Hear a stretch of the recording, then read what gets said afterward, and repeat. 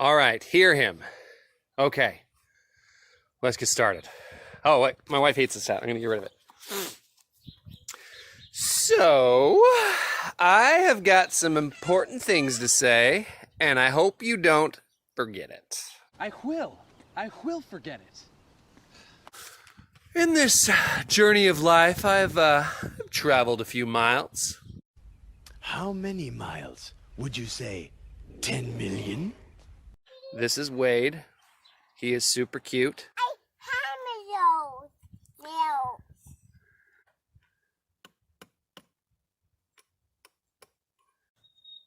So in these travels, I've learned a thing or two, and I want to share them with you. And most importantly, I hope it helps, at least a little bit. I'm not listening to you. You're crazy. So in order to hear him, the first thing that I had to do was answer a very important question. That question being, do I want to hear him? This was a big one for me. I felt like potentially I could be giving up a lot by becoming a disciple of Jesus Christ, and more specifically, a member of the church, or at least a good one. I worried a little bit about the things that I would miss out on. The friends, the parties. Come on, two hearts that beat as one.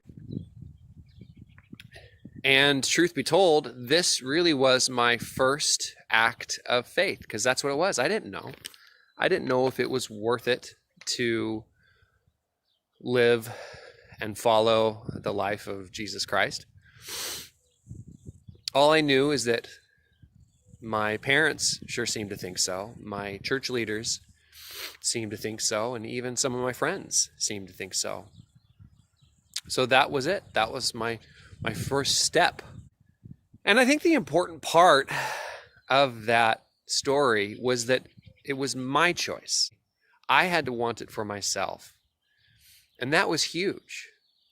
As soon as it switched from something that I had to do to something that I wanted to do, just that one little switch changed everything for me. Like most people, I didn't want people telling me what to do.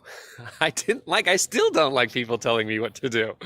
So why don't you try open up that mind of yours? You know, it's like, look at Kevin. I mean, he's real mature, man. Yeah, don't you ever tell me how to live my life again. Now, fast forward all these years later, and I have the benefit of hindsight and perspective.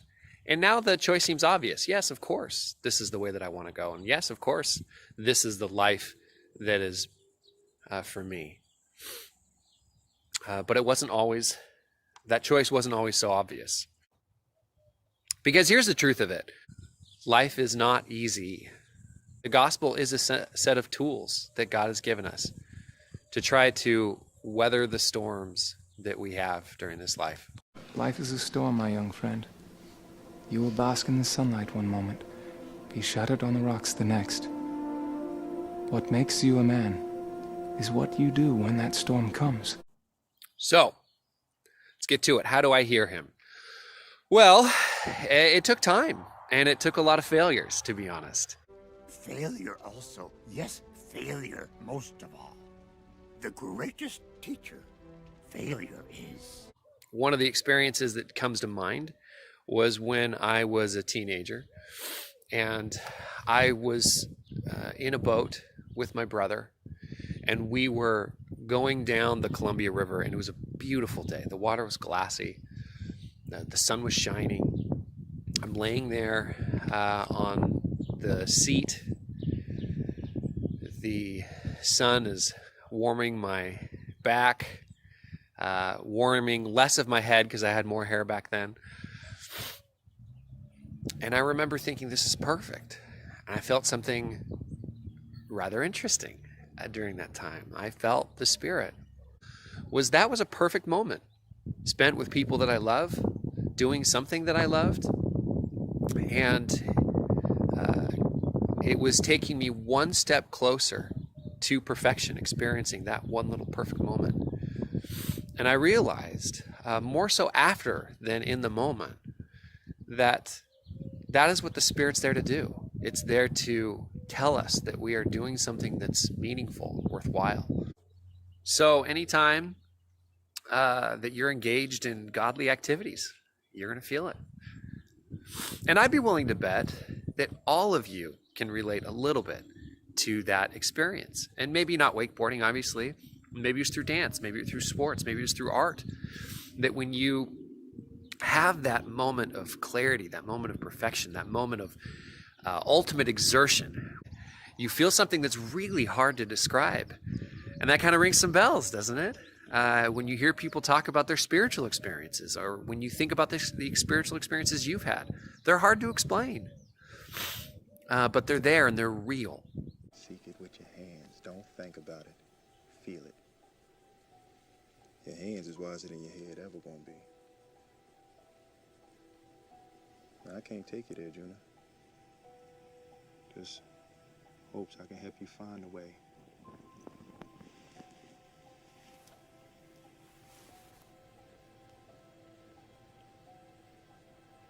It's just you, that ball, that flag, and all you are. Seek it with your hands. Don't think about it. Feel it. Looking at it, Juna. Feel it. It's just There's you. only one shot that's in perfect that ball, harmony. We don't see that. It's the home of your authentic swing. That flag, and all that you are.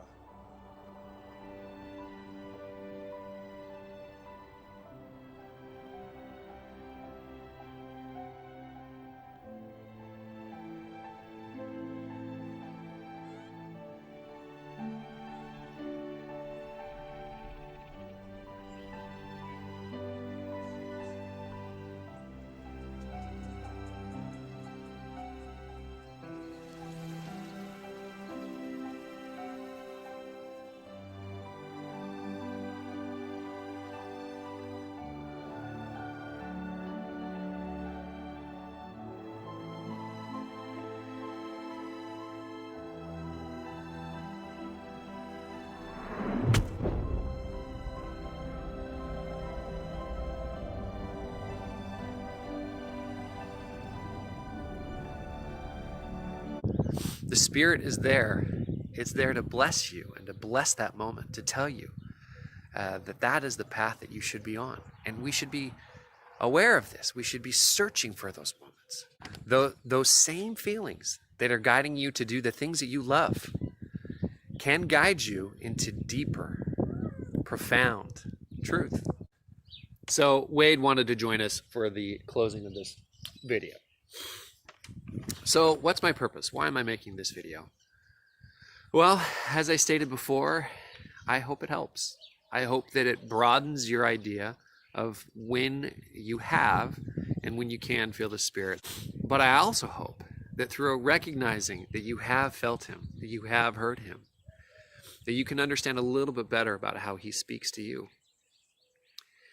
And that knowledge is probably the most important thing that you can figure out in this life, is how you can connect with deity, how you can connect with God, someone who knows everything, loves you perfectly, and is willing to tell you little tips and tricks along the way to make your life a little bit better and a little bit easier. I know that He speaks. I know that we can hear Him.